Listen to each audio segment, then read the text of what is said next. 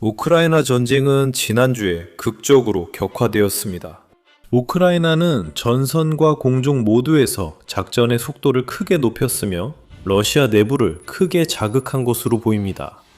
러시아가 사상 최대 규모의 드론과 미사일을 사용해 우크라이나 여러 도시에 대규모 공격을 가하자 우크라이나는 즉각 모스크바와 여러 다른 지역에 대규모 반격을 가했습니다. 하지만 우크라이나군은 러시아가 점령한 우크라이나 영토에 대한 공격도 더욱 강화하고 있습니다. 그리고 점령된 루안스크의 스타로비스크 마을에서 일어난 그 공격 중 하나가 러시아를 정말로 자극했습니다.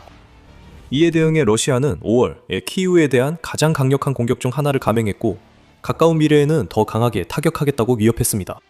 하지만 우크라이나도 이에 맞서 강력한 공격으로 응수했고 이제 우크라이나와 전 세계는 다음에 어떤 일이 벌어질지 긴장하고 있습니다. 우크라이나의 강력한 대응 덕분에 이 전쟁의 판도는 그 어느 때보다도 높아졌다고 할 수 있습니다. 우크라이나가 무엇을 했는지 그리고 앞으로 어떤 일이 벌어질 수 있는지에 대한 전체 이야기를 전해드리겠습니다. 5월 22일 밤부터 23일 새벽까지 스타로비스크 공격은 최근 점령지에서 이어진 여러 공격 중 하나였습니다. 우크라이나는 중요한 M14 고속도로를 따라 주요 살상지대를 구축한 것으로 보입니다. 이곳은 점령지에서 주요한 물류 경로로 동서로 뻗어 있으며 러시아 본토와 크림반도를 연결합니다. 생명의 길로 여겨졌던 이 도로가 이제는 죽음의 길로 변했습니다.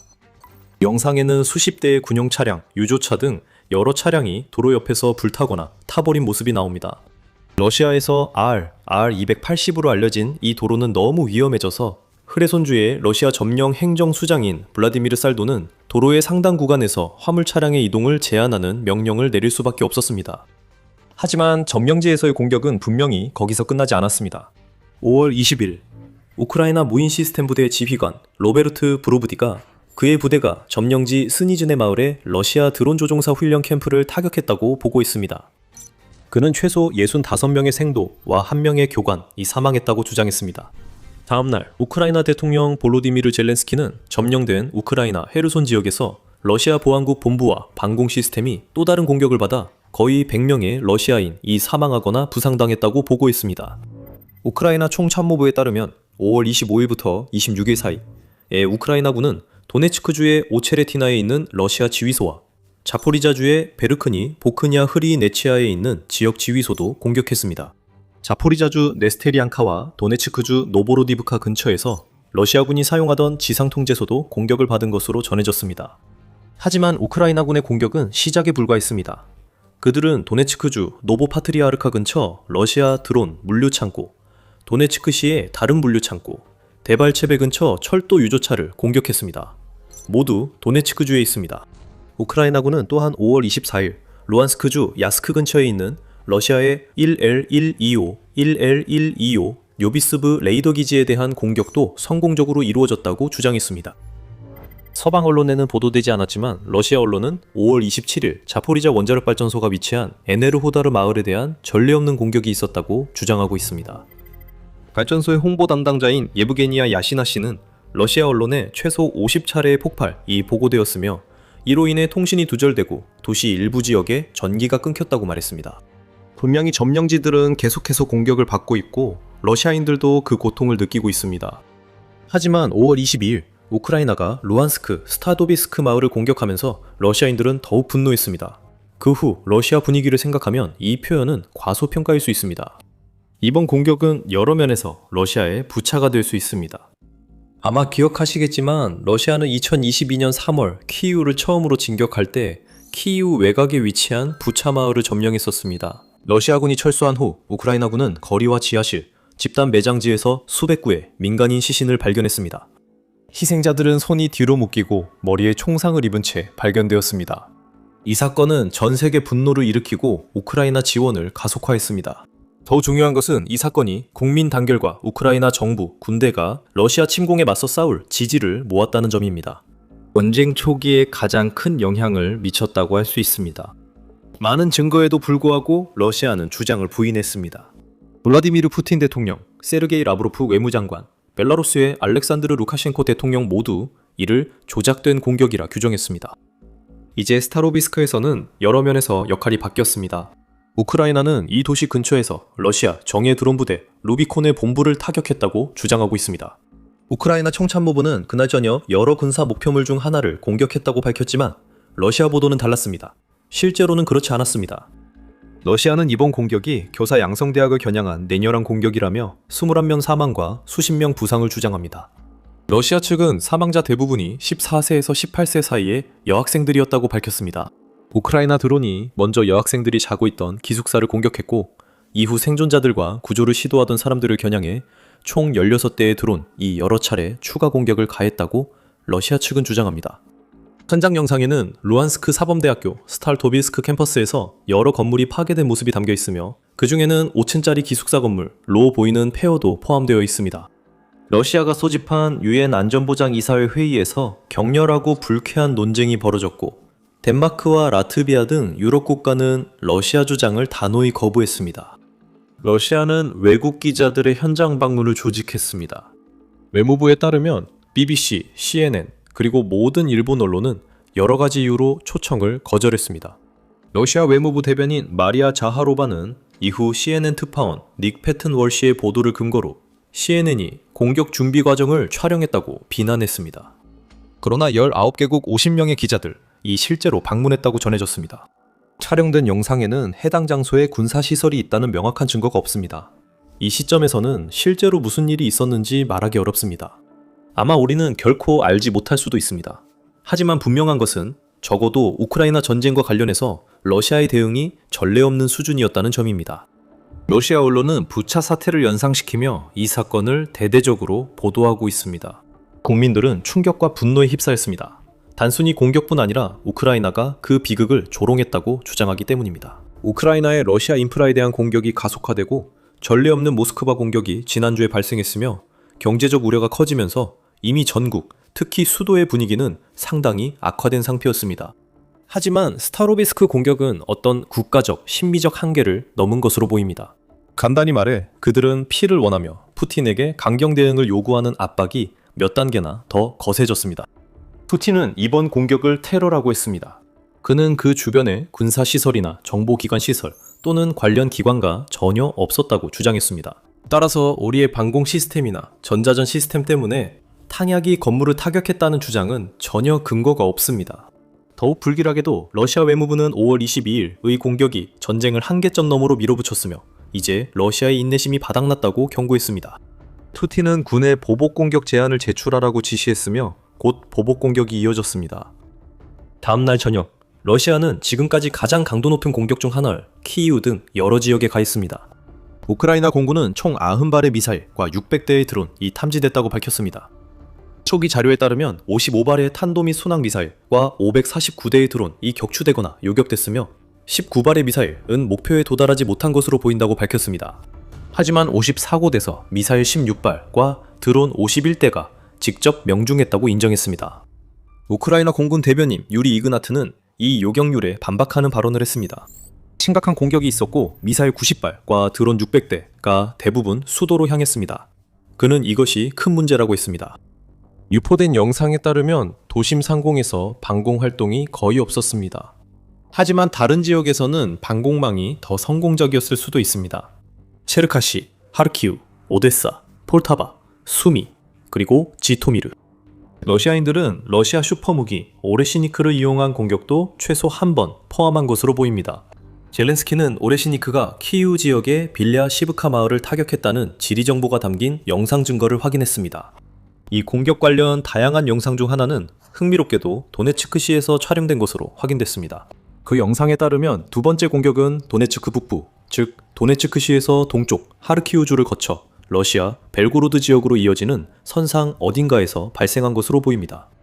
다른 보고에 따르면 두 번째 오레시닉이 발사되었으나 실패하여 러시아나 점령진의 어딘가에 추락했다고 합니다.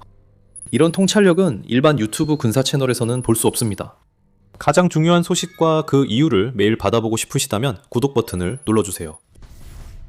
러시아군이 빌랴시브카에서 무엇을 타격했는지, 목표가 맞았는지는 불확실합니다. 충격 지점 근처에는 비행장과 군사시설이 있을 수 있는 산업지대가 있지만 겉으로 보기에는 민간 농업 및 산업시설을 타격한 것으로 보이며 표면적인 피해만 입힌 것으로 보입니다. 하지만 오레시니크 사용은 유럽 지도자들에게 강하게 비난받았습니다. 프랑스 대통령 마크롱은 이번 공격을 러시아 침략 전쟁이 막다른 길과 교착 상태에 이르렀다는 신호라고 비난했습니다. 독일 총리 프리드리히 메르츠는 이번 공격을 무모한 확전이라고 규정하며 독일이 우크라이나의 편에 굳건히 서 있음을 재확인했습니다. 그리고 카야 칼라스 유럽연합 외교정책 대표는 이번 사용을 정치적 공포 전술이자 무모한 핵 벼랑 끝 전술이라고 표현했습니다. 오레시니크는 주로 핵무기로 설계되었지만 6발의 미사일 각각이 6개의 소형 자탄을 방출하는 이 무기는 탄두가 전혀 장착되지 않은 순수한 운동 에너지 무기로만 사용할 수 있습니다. 푸틴은 이전에 이 무기의 제작에 사용된 특수 소재가 태양 표면만큼이나 뜨겁게 연소된다고 주장했으며 그 결과 미사일이 강화된 구조물 깊숙이 침투할 수 있다고 말했습니다. 릴야시브카 공격은 비핵 공격이었습니다. 버섯구름이나 방사능은 기록되지 않았지만 칼라스가 언급한 핵 위협은 분명합니다. 러시아는 다음 오레시니크 공격에 핵탄두가 사용될 수 있다고 경고합니다. 현재 우크라이나 등 어떤 나라도 이를 막을 방공 시스템이 있다는 증거는 없습니다. 하지만 오레시니크 외에도 다양한 미사일이 이번 공격에 사용됐습니다. 러시아 국방부에 따르면 이번 공격은 오레시니크, 이스칸데르, 킨잘, 그리고 시르콘 미사일뿐만 아니라 공중, 해상, 지상에서 발사된 순항 미사일과 공격 드론을 사용해 수행됐습니다. 그들은 우크라이나 지상군 주요 지휘부, 국방부 산하 주요 정보국, 그리고 다른 우크라이나 지휘소뿐만 아니라 특정되지 않은 군사 인프라를 타격했다고 주장했습니다. 그들은 항상 그렇듯이 민간 시설은 목표가 아니었다고 주장했습니다. 하지만 증거는 전혀 다르게 나타나고 있습니다. 주거 건물, 쇼핑센터, 긴급 구조기관 건물이 공격받은 것으로 전해졌습니다. 젤렌스키 대통령은 4명 사망, 100명 부상이라고 밝혔습니다. 수도 시설도 공격을 받았고 키이우에 있는 체르노빌 박물관은 사실상 파괴됐습니다. 우크라이나 내무장관 이호르 클리멘코는 박물관에 대한 공격을 역사, 기업, 진실에 대한 의도적인 공격이라고 말했습니다. 앞서 키이우 시장 비탈리 클리치코는 중심가 셰브첸코구의 9층짜리 주거 건물 이 공격을 받아 3층부에 화재가 발생했고 이로 인해 한 명이 사망했다고 밝혔습니다. 같은 구에서 한 학교의 공습, 대피소 근처에 공격이 가해져 잔해로 입구가 막혀 여러 명이 안에 갇혔습니다. 키이우 전 구가 피해를 입은 것으로 전해졌습니다. 의미심장하게도 우크라이나 당국이 공격받았다고 명확히 확인한 유일한 군사시설은 우크라이나 지상군 사령부 건물뿐이었습니다. 하지만 우크라이나 국방부의 유명한 고문인 세르게이 플래시 베스크레스노프에 따르면 그 시설은 전쟁이 시작된 이후로 사용되지 않았다고 합니다. 그는 또한 이전 포격으로 이미 피해를 입었던 루키노프카 공장도 공격을 받았다고 확인했습니다. 그래서 결국 러시아가 그 모든 일을 통해 무엇을 성취했는지는 불분명합니다. 해가 뜨면서 키이우가 마치 종말의 중심지처럼 보이게 만든 것 외에는 말이죠. 우크라이나인들이 그 공격을 가만히 당하고만 있었을까요? 당연히 그렇지 않습니다. 보복은 신속했고 파괴적이었으며 지금도 계속되고 있습니다. 5월 27일 이른 아침, 우크라이나는 로스토프 지역의 타간로그에 있는 군용기 수리공장을 공격했습니다. 유리 슬레우자르 주지사는 방공망이 도시 상공에서 미사일을 격추했으며 파편으로 여성 2명이 다치고 1명은 중상이라고 전했습니다. 하지만 러시아 매체 아스트라가 분석한 영상에 따르면 이번 공격은 러시아 군용기를 정비하는 325 항공기 수리공장 근처를 타격한 것으로 보입니다. AN-12와 IL-76 수송기, Su-24 폭격기, Su-25 공격기, 그리고 Mi-8과 Mi-24 헬리콥터 등이 포함됩니다. 이 시설은 러시아의 전쟁 지원 역할로 인해 EU, 미국, 우크라이나로부터 제재를 받고 있습니다. 더 북쪽에서는 우크라이나 미사일 공격으로 인한 폭발이 보로네제 발티모르 군 비행장 주변을 뒤흔들었습니다. 이 기지는 러시아가 우크라이나 공격에 주로 사용하는 Su-34 전투 폭격기의 본거지입니다. 외국인 보로네지 주지사 알렉산드르 구셰프는 도시 상공에서 고속표적 2개가 격추됐다며 파편이 민간 건물을 손상시켰지만 인명피해는 없었다고 덧붙였습니다. 우크라이나 감시 채널 셀라노바 플러스는 표적이 영국과 프랑스의 스톰 섀도우 미사일이며 공군기지를 겨냥했다고 주장했습니다. 온라인에 공개된 영상에는 공격 후 해당 지역 위로 짙은 검은 연기가 피어올라 파편이 아닌 직접 타격임을 시사했습니다. 같은 밤, 우크라이나군은 다시 한번 크라스노다르 지방의 격전지 투압세르를 공격했습니다. 이 전략적으로 중요한 도시는 2026년 봄에만 최소 5번째 공격을 받은 셈입니다. 이 도시는 주요 정유시설과 해안 터미널이 있어 정유소 생산품을 선박에 실어 수출합니다. 5월 1일에 있었던 이전 공격으로 이 도시는 잠시 동안 사람이 살 수 없는 지옥으로 변했습니다. 연기가 너무 짙게 깔려서 숨쉬는 것조차 위험하고 유독했습니다. 기름 섞인 검은 비가 내렸고 대규모 기름띠는 한 달이 지나도 완전히 정화되지 않았습니다. 최근 공격으로 해양 석유 터미널과 정유시설에 대형 화재가 발생했습니다. 크라스노다르 지방 작전본부는 예상대로 피해가 드론 파편 낙하로 인해 발생했다고 설명했습니다. 하지만 타가노로그와 보로네시에서 봤듯이 대부분이는 직접적 타격을 만곡하게 표현한 것입니다. 마지막으로 점령된 크림반도도 평소처럼 공격받았습니다. 세바스토톨 주지사 미하일 라즈보자예프는 우크라이나 드론과 스톰섀도 미사일이 밤새 도시를 공격했으며 그중 한 달이 러시아 중앙은행 남부지구 건물을 타격했다고 보고했습니다. 현지 당국에 따르면 이번 공격으로 지붕에 불이 나고 인근 주택의 창문과 발코니가 파손됐으나 인명피해는 없었습니다. 러시아 국방부는 이후 자국 방공망이 밤새 7개 러시아 지역과 크림반도 상공에서 우크라이나 드론 140대를 요격 및 파괴했다고 주장했으나 미사일 공격에 대해서는 언급하지 않았습니다. 이제 우크라이나와 전 세계는 앞으로를 대비하며 우크라이나는 다음 공격을 준비 중입니다. 월요일 우크라이나의 보복 공격 이전에 러시아 외무부는 자국 군대가 키이우에 있는 우크라이나의 군수산업시설과 이른바 의사결정센터에 대해 체계적인 공격을 시작할 것이라고 발표했습니다.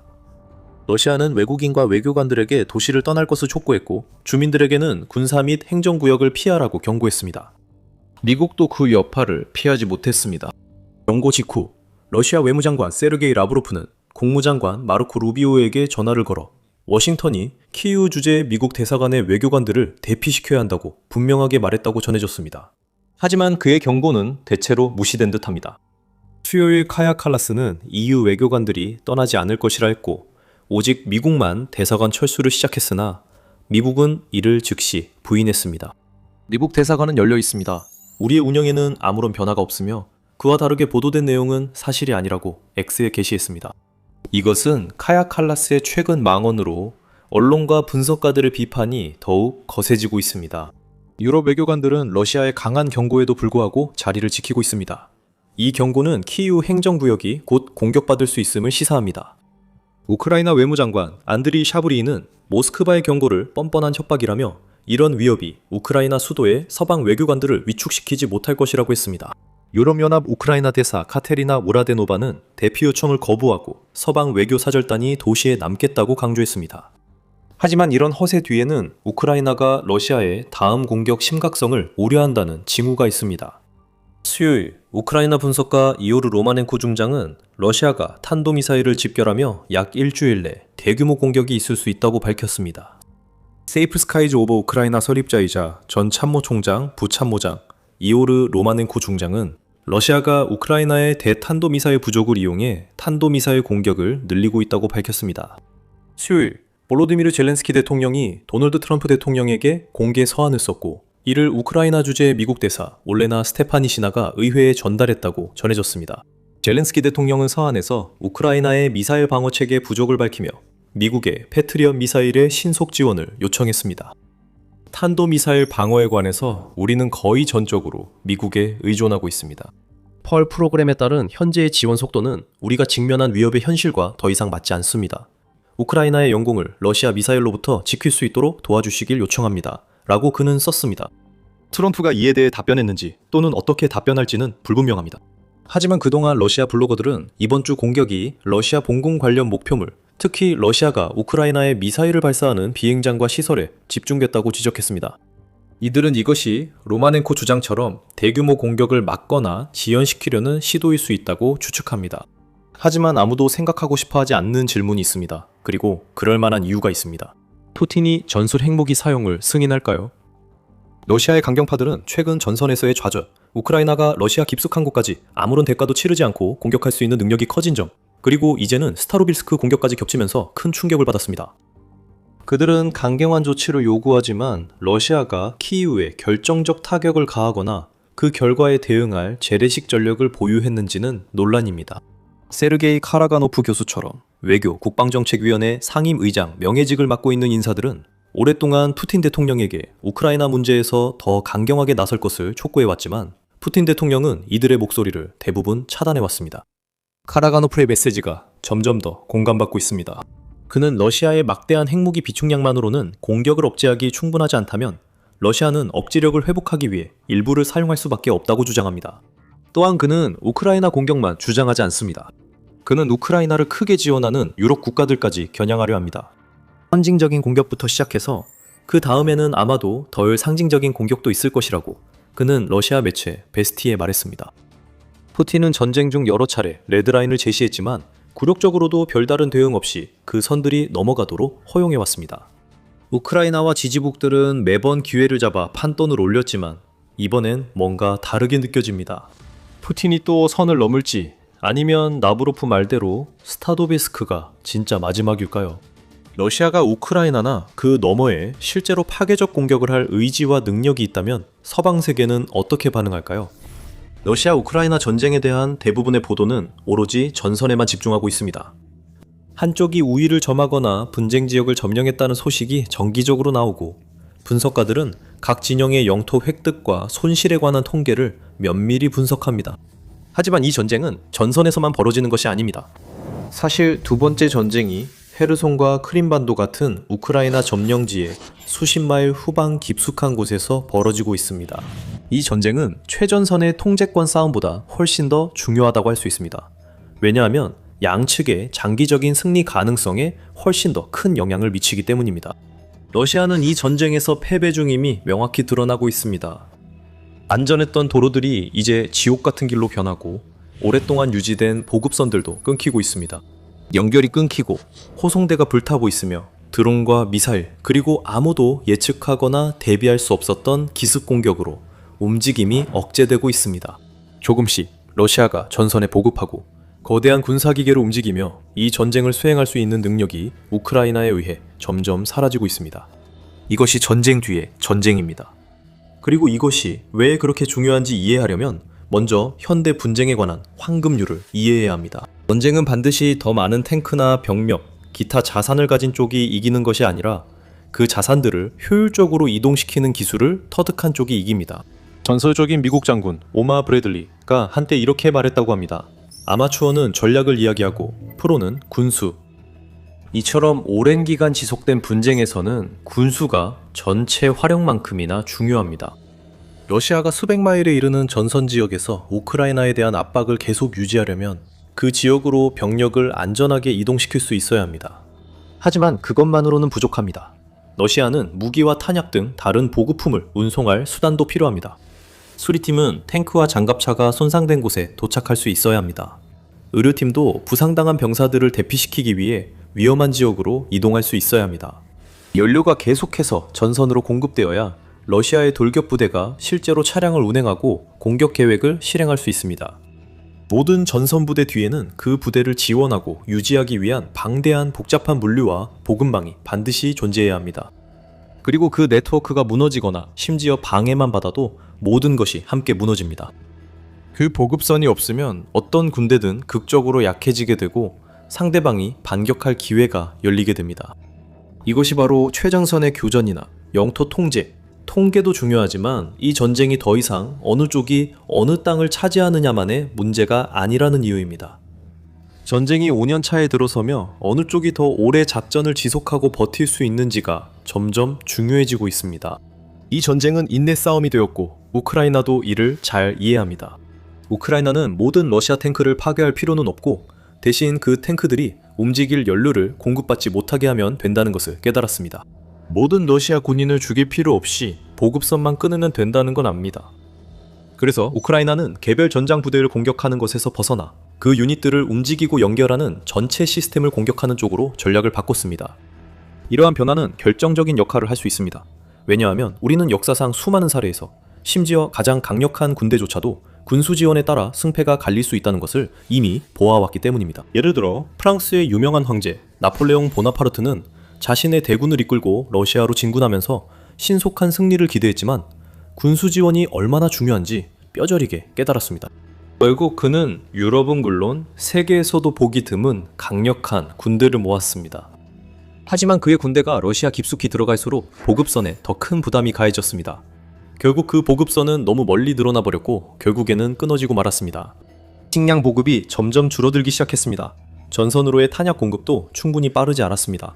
말들이 죽어나갔고 혹독한 겨울 환경은 모든 것을 더욱 어렵게 만들었습니다. 독일군도 2차 세계대전 중 유사한 악몽을 겪었습니다. 이번에도 이 일은 러시아에서 일어났습니다. 나치군은 소련 영토로 급속히 진격하며 속도와 기세에 의존한 그들의 전격전 전술이 적이 감당하기에는 너무 벅찰 것이라고 기대했습니다. 하지만 그들이 더 멀리 진격할수록 보급선 유지가 점점 더 어려워졌습니다. 그리고 갑자기 세계에서 가장 무서운 군대조차도 스탈린그라드에서 백기를 들 수밖에 없었습니다. 현대 전장에서도 군수는 여전히 성공적인 군대의 초석입니다. 예를 들어 미국이 사막의 폭풍 작전에서 성공할 수 있었던 것은 단순히 더 잘 훈련된 병력과 우수한 장비 때문만은 아니었습니다. 또한 미국군이 어려운 사막 환경에서도 막대한 양의 연료, 탄약, 그리고 기타 보급품을 가장 효율적이고 치밀하게 수송하는 방법을 찾아냈기 때문이기도 했습니다. 그러한 현대전, 그리고 우크라이나 전쟁과 같은 분쟁은 엄청난 속도로 자원을 소모하기 때문에 물류와 공급망이 그 어느 때보다 중요해졌습니다. 러시아는 전선에서 압박을 가할 뿐만 아니라 점령한 영토를 통제하기 위해 복잡하게 얽힌 철도 허브, 보급 창고, 수송대, 지휘소, 그리고 수송 통로에 의존하고 이를 구축할 수밖에 없었습니다. 그리고 그 목표들이 우크라이나가 반드시 파괴하겠다고 다짐한 대상입니다.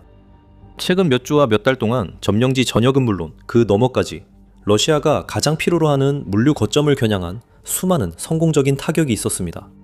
탄약 저장고가 불타올랐고 철도 중심지가 완전히 파괴되었습니다. 도로망은 머리 위를 맴도는 우크라이나 드론에 의해 포위되었습니다. 드론은 지상을 스캔하며 러시아군 수송대가 나타나기만을 기다렸다가 포착되는 즉시 불벼락을 퍼붓습니다. 하지만 우크라이나는 거기서 멈추지 않습니다.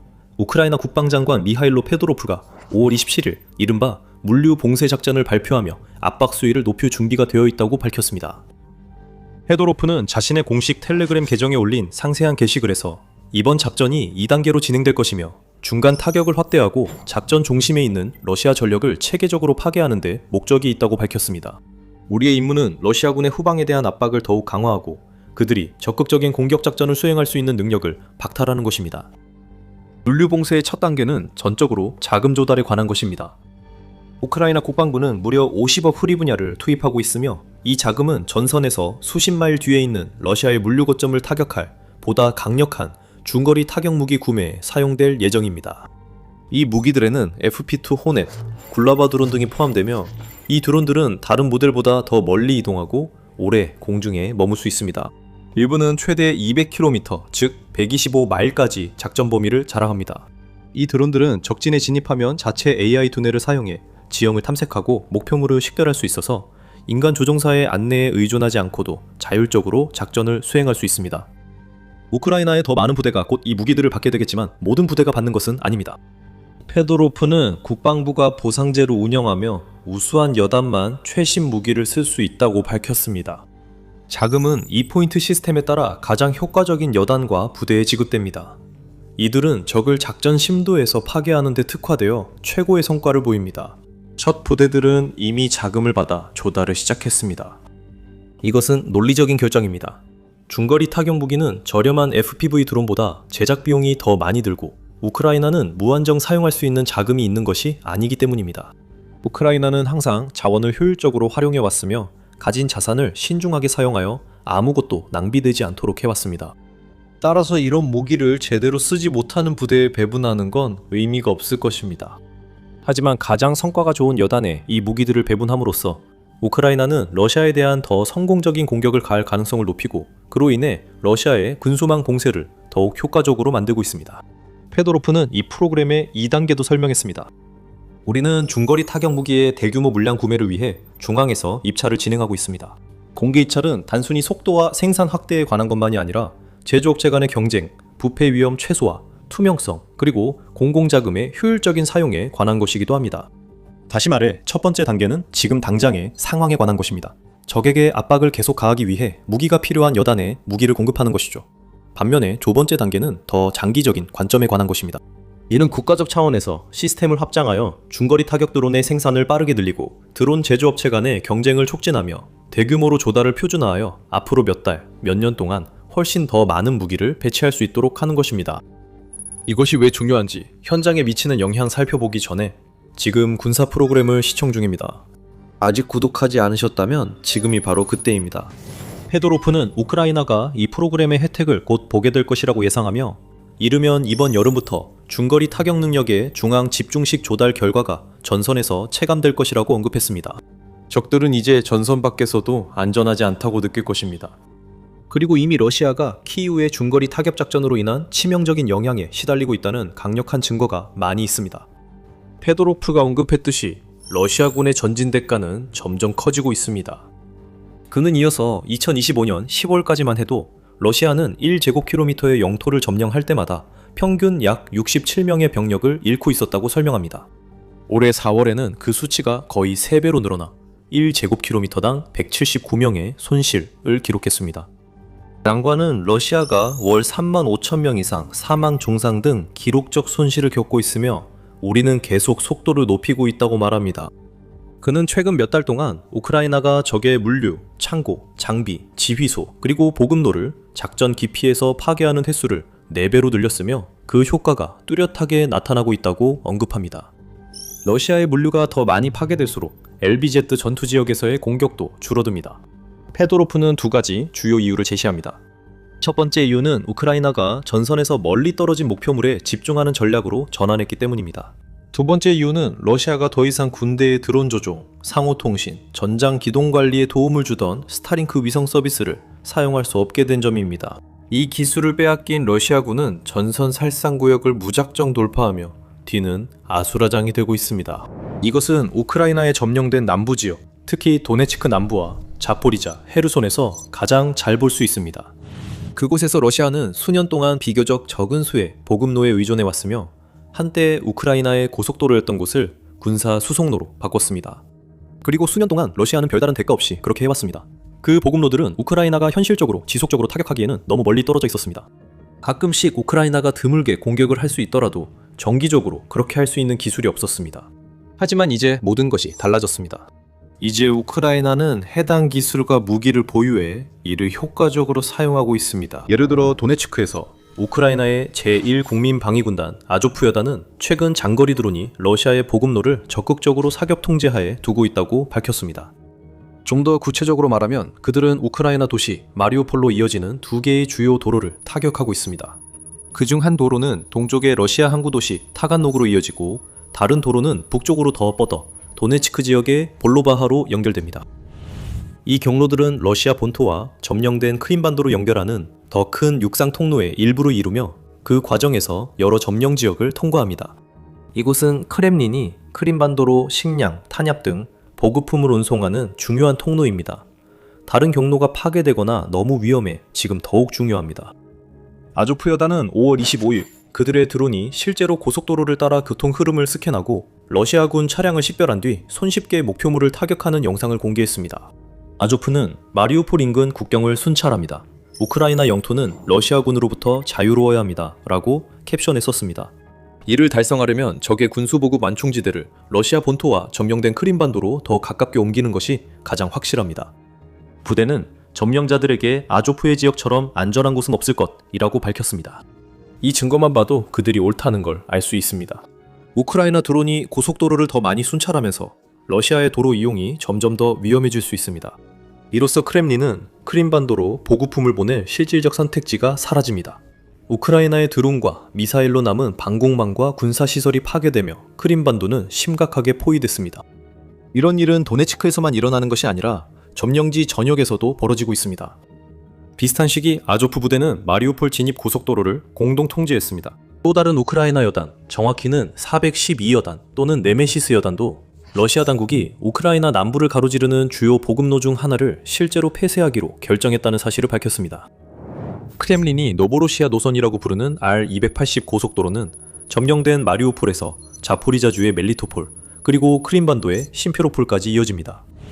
이곳은 크림반도 육상 회랑의 마지막 구간이자 크렘린 군수 퍼즐에서 가장 중요한 부분입니다. 이 지역엔 러시아가 보급품을 이동할 대체 도로가 사실상 없어 크렘린군은 군사장비와 보급품을 서쪽으로 옮기기 위해 이 도로에 크게 의존합니다.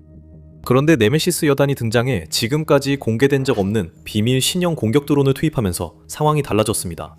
이 드론은 적진 후방에서 매우 효과적인 것으로 입증되었으며 수십 대의 러시아 트럭과 유조차를 파괴한 것으로 전해집니다. 텔레그램에서 네메시스는 손실 규모가 너무 커서 러시아 지휘부와 정령 당국이 이른바 노보로시아 고속도로를 통한 중장비 이동을 제한할 수밖에 없었다고 밝혔습니다. 적군이 들판이나 비포장도로 우회로를 시도해도 모두 실패하고 있습니다.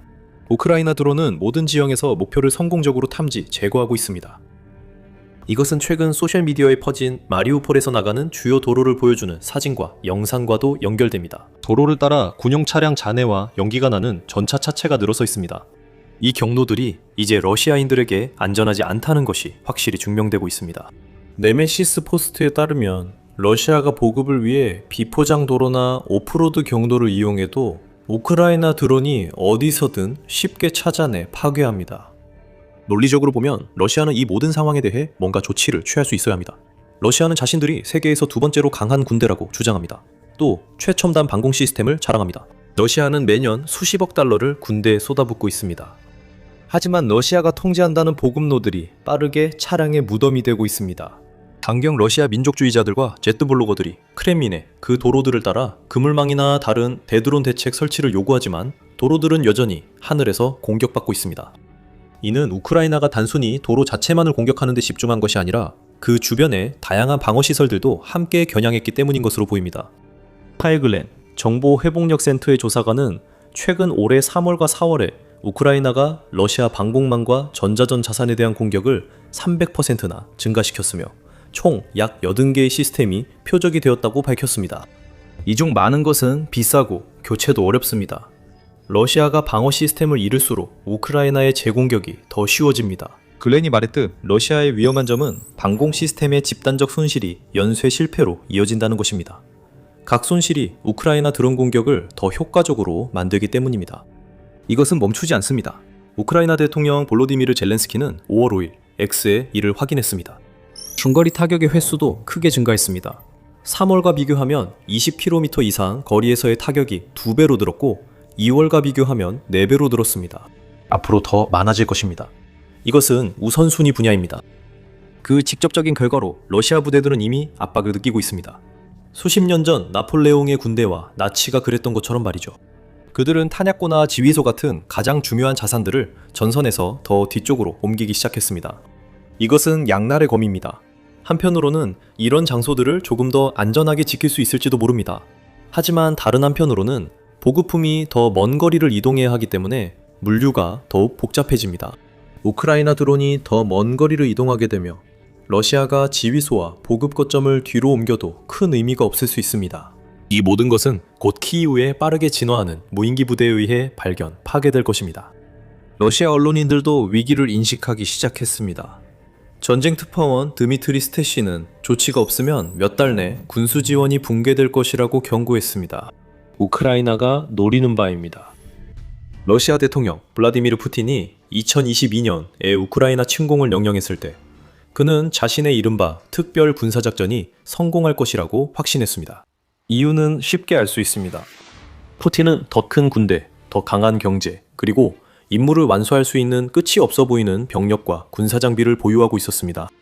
하지만 전쟁이 해마다 계속되면서 크렘린의 자원은 점점 줄어들기 시작했습니다. 전차와 보병 차량들이 전멸당했습니다. 함대는 줄어들고 방어력도 약해졌습니다.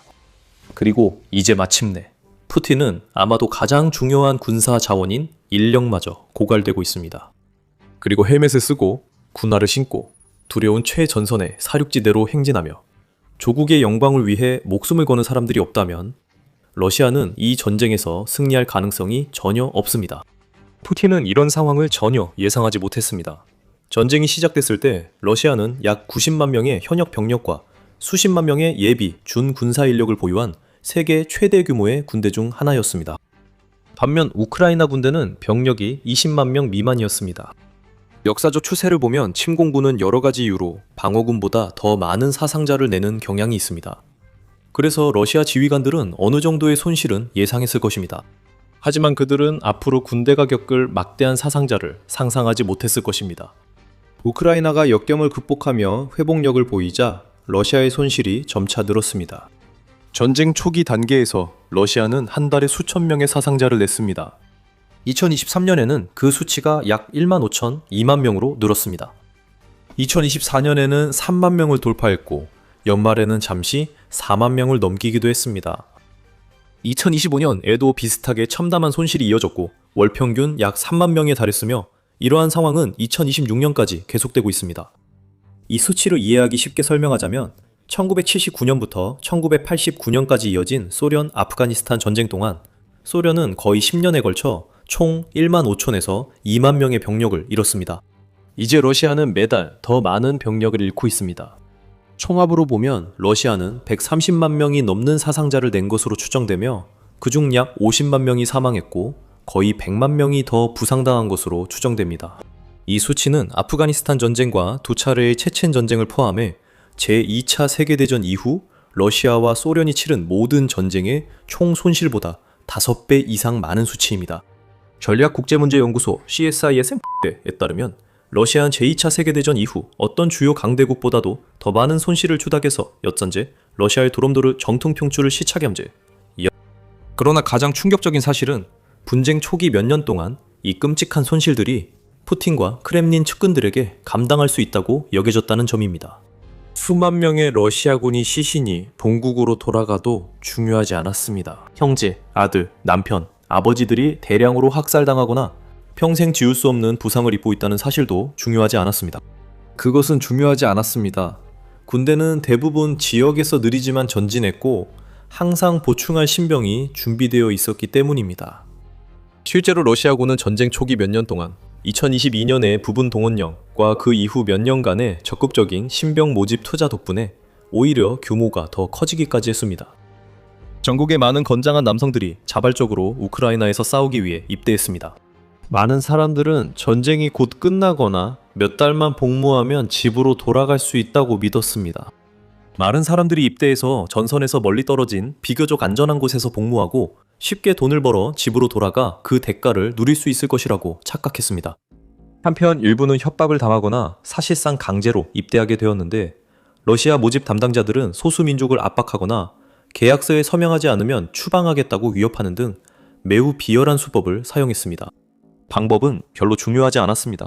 신병이 병력 손실을 메우는 동안 크렘린의 전쟁 기계는 우크라이나 공격을 계속할 수 있었습니다. 하지만 이것이 영원히 지속될 수는 없었습니다. 1억 4천만 명이 넘는 인구를 가진 나라에서도 실제로 싸움에 기꺼이 참여하고 준비된 건강한 사람의 수는 한정되어 있습니다. 그리고 시간이 지날수록 그들 역시 입대하게 된다면 사실상 스스로 사형 선고를 내리는 것과 다름없다는 사실을 점점 더 깨닫게 되었습니다. 모집은 점점 어려워졌고 러시아는 더욱 절박해졌습니다. 러시아는 협박을 넘어서 강간범과 살인범들을 감옥에서 끌어내어 1년 동안 전선에서 복무하면 자유를 주겠다고 제안하기까지 했습니다. 러시아는 심각한 질병이나 말기 질환을 앓고 있는 사람들까지 전장으로 내보냈습니다. 러시아는 새말고에 시달리는 학생들을 전쟁에 끌어들이기 위해 거짓 선전이 담긴 새로운 군사 홍보 캠페인을 시작했습니다. 전쟁이 마치 비디오 게임 같고 전선에서 멀리 떨어진 안전한 곳에서 복무할 수 있다고 약속했습니다.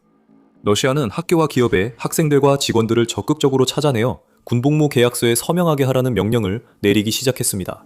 러시아는 국경을 넘어 아프리카에서 영향력을 행사해 수천 명을 속여 관련 없는 전쟁에 참여하게 했습니다. 그들은 자신들을 신경 쓰지 않는 나라를 위해 목숨을 걸고 싸워야 했습니다. 전장에서도 러시아 지휘관들은 자신이 지휘한 병사들을 더욱 무자비하고 잔인하게 대하기 시작했습니다. 탈영하려는 기미만 보여도 고문하고 구타하며 착취했습니다. 하지만 이런 조치에도 불구하고 사상자는 계속 늘었고 러시아군의 감소를 막을 수 없었습니다. 수치가 이를 증명합니다. 2025년 12월 전쟁이 시작된 이후 처음으로 러시아는 공식적으로 모집한 병력보다 더 많은 병력을 잃었습니다. 2만 2천 명의 신병이 모집 또는 동원된 반면 확인된 사상자는 3만 명이 넘었습니다. 낙관론자들은 이것이 특별한 시작이길 바랐습니다. 기관론자들은 이것이 단 한 번의 일회성 사건, 축하할 만한 고립된 사건일 뿐 장기적으로는 큰 영향을 미치지 못할 것이라고 우려했습니다. 2026년 1월 에도 같은 일이 반복됐습니다. 그리고 2월, 3월, 4월에도 같은 일이 반복되었습니다. 무려 5달 연속으로 러시아의 사상자 수가 병력 충원 규모를 넘어섰습니다. 이것은 일회성이 아니라 추세였고 이제 러시아가 이에 대한 해답을 찾지 못하는 추세가 되고 있습니다. 징집 전략이 충분한 결과를 내지 못하고 전장 전술이 계속해서 막대한 손실을 초래하고 있기 때문입니다. 실제로 2026년 2월 침공 4주년을 맞아 이코노미스트지는 러시아의 사상자에 대한 자체 모델링을 발표했으며 러시아가 지난 12개월 동안 입은 손실이 전쟁 첫 3년 동안 입은 손실과 맞먹는다고 결론지었습니다. 다시 말해 손실이 급증하고 있습니다. 그때부터 모집이 줄기 시작합니다. 이것은 크렘린에게 재앙의 공식입니다. 일부 추정에 따르면 매일 약 1000명의 러시아 군인 이 사망, 부상 또는 포로로 잡혀 전멸하고 있기 때문에 전쟁이 길어질수록 러시아 군대는 약해지고 규모도 줄어들 수밖에 없습니다. 그리고 러시아의 피해를 우크라이나의 피해와 비교해보면 푸틴에게 상황은 더욱 암울해집니다. 물론 초반에는 우크라이나도 심각한 피해를 입었습니다. 개전 초반 키이우 측 병력은 러시아 침공의 압박과 맹렬함에 적응하느라 매우 힘들었습니다.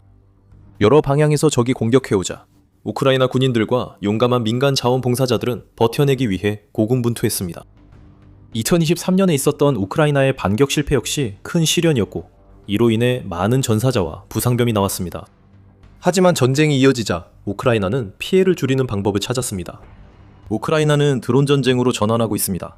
우크라이나는 서방 동맹국들로부터 판도를 바꿀 지원을 받았고 지휘관들은 그에 맞춰 전술을 조정하며 자신들이 가진 자원을 최대한 활용했습니다. 그리고 병사들을 단순히 소모품처럼 다루는 크렘린의 방식을 따라하지 않았습니다. 그 결과 전쟁의 후반부는 우크라이나에게 훨씬 더 유리하게 전개되었고 월별 사상자 수도 크게 줄었습니다. 어떤 면에서 두 나라는 완전히 반대되는 길을 걸어왔습니다. 우크라이나는 전쟁 초반에 좋지 않은 출발을 했지만 시간이 지날수록 점점 나아졌습니다. 러시아는 강하게 시작했지만 그 이후로 극적인 하락세를 겪고 있습니다.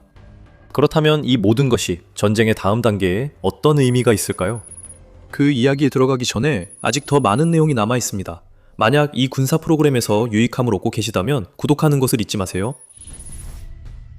이렇게 심각한 손실과 모진 문제에 직면했다면 많은 지도자들은 지금이 자존심을 접고 휴전 협상을 시작하거나 최소한 군사 목표를 재평가해야 할 시기임을 이해할 것입니다. 하지만 그건 블라디미르 푸틴의 방식이 아닙니다. 수많은 보도와 크렘린 내부 관계자들 그리고 익명을 조건으로 서방 언론과 대화한 관계자들에 따르면 러시아 대통령은 여전히 돈바스를 점령하고 당분간 전쟁을 계속하겠다는 고집을 꺾지 않고 있습니다. 한 관계자는 푸틴에게 지금까지 점령한 영토만 차지하고 전쟁을 그만두라고 계속 설득해 왔다고까지 주장했습니다. 하지만 그들에 따르면 그는 계속 이 문제는 타협할 수 없다고 말한다고 합니다. 푸틴은 도네츠크와 루안스크를 가을까지 점령할 수 있다고 보는 듯합니다. 하지만 데이터는 다르게 나타납니다. 러시아군은 단순히 대규모로 병력을 잃고 있을 뿐만 아니라 제대로 된 속도로 영토를 점령하는 데에도 엄청나게 고전하고 있습니다. 예를 들어 전쟁연구소 자료에 따르면 러시아군은 2026년 현재 전쟁 20년대 약 23소모들에서 이거면 밤정정 반창에 껐어요 220제곱킬로미터 85제곱마일을 점령했습니다. 그것은 시애틀시와 거의 같은 크기입니다. 이에 대응하여 우크라이나는 약 189제곱킬로미터 73제곱마일을 탈환하는 데 성공했습니다. 결국 러시아는 2026년 순이익으로 31제곱킬로미터만 얻었습니다. 사실상 아무것도 아닙니다.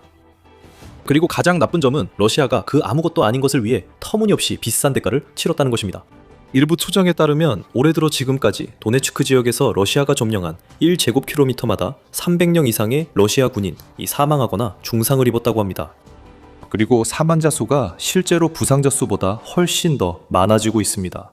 그것은 크렘린궁의 매우 나쁜 소식입니다. 사실 이는 거의 전례가 없습니다. 보통 현대전에서는 사상자의 대부분이 부상병으로 구성되는 경향이 있습니다. 정확히 말하면 전사자 1명당 보통 3명의 병사가 부상당합니다. 경우에 따라 이 비율이 더 높아질 수 있습니다. 예를 들어 이라크에서는 미군이 전사자 1명당 부상자가 약 7명이었고 대부분이 부상자였으며 많은 이들이 완전히 또는 부분적으로 회복해 가족에게 돌아갔습니다. 반면 러시아에서는 이 비율이 반대였습니다. 수년 동안 러시아의 소모전 전술로 인해 평균보다 더 많은 사망자가 발생했으며 사망자 1명당 약 2명의 러시아 병사가 부상을 입었습니다. 하지만 최근 일부 보고에 따르면 이제 러시아는 부상자 1명당 2명이 사망하는 것으로 보입니다. 우크라이나 소식통에 따르면 러시아 전체 사상자의 약 62%가 사망자이고 나머지 38%가 부상자라고 합니다. 이는 현대 역사상 가장 치명적인 사망자 대 부상자 비율 중 하나입니다. 우크라이나 당국자들은 자신들에게 유리한 통계를 과장하거나 선택적으로 제시할 충분한 이유가 있습니다. 하지만 그들의 주장을 뒷받침하는 설득력 있는 증거가 점점 더 많이 나오고 있으며 그 모든 것은 결국 하나로 귀결됩니다. 바로 드론입니다. 러시아 우크라이나 전쟁은 여러 면에서 드론 전쟁이 되었습니다. 전선은 무인 항공기, 즉 UAV로 완전히 포화되어 있습니다. 드론들은 하늘을 날아다니며 지상에서 생명의 흔적을 탐지하고 발견한 적의 표적을 정밀하게 그리고 거리낌 없이 타격합니다. 그리고 드론들은 전선에서만 활동하는 것이 아니라 전선을 기준으로 수마일 떨어진 양쪽에서도 활동합니다. 그 결과 러시아 군인들에게는 전선까지 무사히 도착할 수 있을지 없을지가 거의 동전 던지기처럼 되어버렸습니다. 운 좋게 전선에 도착한 소수 병사들도 더 많은 드론의 표적이 됩니다. 많은 이들이 자폭 드론이 일으키는 폭발로 즉시 목숨을 잃습니다. 어쩌면 그들이 더 운이 좋습니다. 왜냐하면 부상당한 이들은 종종 무인지대에 버려진 채 부상으로 천천히 피를 흘리며 죽어가지만 구조나 후송을 받을 수 없기 때문입니다. 러시아 의무병들 역시 같은 위험한 지역을 지나가야 하고 수많은 드론을 피해 다녀야 하기 때문입니다. 부상당한 전우를 돕기 위해 가까이 가는 것조차 쉽지 않습니다. 필립스 오브라이언 세인트 앤드루스 대학교 국제관계학 화장경 전략학 교수는 만약 우크라이나군이 지금 러시아군 한 명이 부상당할 때마다 2명을 사살하고 있다면 이는 전쟁에서 주목할 만한 일입니다. 라고 말합니다. 저는 1인칭 시점 드론의 정확성과 전장에서 부상병을 후송하는 것이 매우 어렵다는 사실 때문에 이것이 그리 불가능해 보이지 않습니다. 이 문제는 러시아에만 해당되는 것이 아닙니다. 우크라이나도 전선에서 적 드론을 상대해야 합니다. 또한 부상당한 병사들을 대피시키는 과정에서 더 많은 생명을 위험에 빠뜨리지 않고 어떻게 대피시킬지에 대해서도 고민해야 합니다. 러시아가 병사들을 고깃덩어리처럼 취급하며 고집스럽고 낭비적인 전술을 고수하는 반면 우크라이나는 변화에 적응해 왔습니다. 우크라이나는 문제 해결을 위해 더 효과적인 방법을 찾았으며 예로 무인 지상 차량으로 부상자 대피를 지원합니다. 우크라이나는 드론 경쟁에서 러시아를 앞서며 더 다양하고 강력한 UAV 무기 체계로 상대를 압도하고 있습니다. 이것이 양측 사이에서 가장 크고 중요한 차이점입니다. 러시아는 문제를 인식하지만 실제로 해결책을 찾으려 하지 않습니다. 그냥 더 많은 인원을 투입하고 그 문제가 사라지길 바랄 뿐입니다. 우크라이나는 문제를 발견하면 그것을 해결할 방법을 찾습니다. 결코 안주하지 않고 항상 더 나아질 방법, 더 효율적으로 되고 손실을 최소화할 방법을 찾습니다. 그리고 이것이 앞으로 의미하는 바는 우리가 2026년에 지금까지 봐왔던 경향들이 계속 이어질 가능성이 높다는 것입니다. 러시아는 매달 3만 명 넘는 병력을 계속 잃을 것입니다. 사실 우크라이나군 지도자들은 그 숫자를 연말까지 4만, 심지어 5만 명까지 끌어올리기를 열망하고 있습니다. 만약 그 목표에 근접할 수 있다면 그것은 크렘린에게 치명적일 것입니다. 러시아는 거의 확실하게 손실을 상쇄할 만큼의 병력을 모집하는데 계속해서 어려움을 겪을 것이며 그 이유를 이해하는 것은 어렵지 않습니다. 러시아 국민들은 이 전쟁이 시작될 때는 쉽게 속았을지 모르지만 4년이 지나고 수많은 실패를 겪은 지금 그들 중 많은 사람들이 이제는 크렘린의 거짓말을 꿰뚫어 볼 수 있게 되었습니다. 그들은 이 전쟁이 재앙이 되었다는 것을 알고 있으며 많은 사람들이 이 전쟁에 관여하고 싶어 하지 않습니다. 지원자들도 꼭 최고의 인재는 아니며 전쟁 참여 압박을 받은 소수 민족 출신 사람들, 또 병이 있거나 전과가 있는 사람들도 많습니다. 러시아어를 전혀 못하는 외국인들도 있습니다. 혹은 다른 선택지가 없다고 느꼈지만 군사 경험이나 훈련이 전혀 없는 사람들도 있습니다. 그래서 그들이 우크라이나에 도착하면 대다수는 계속해서 죽게 되고 이미 그들보다 먼저 쓰러진 수십만 명의 동포들과 합류하게 됩니다.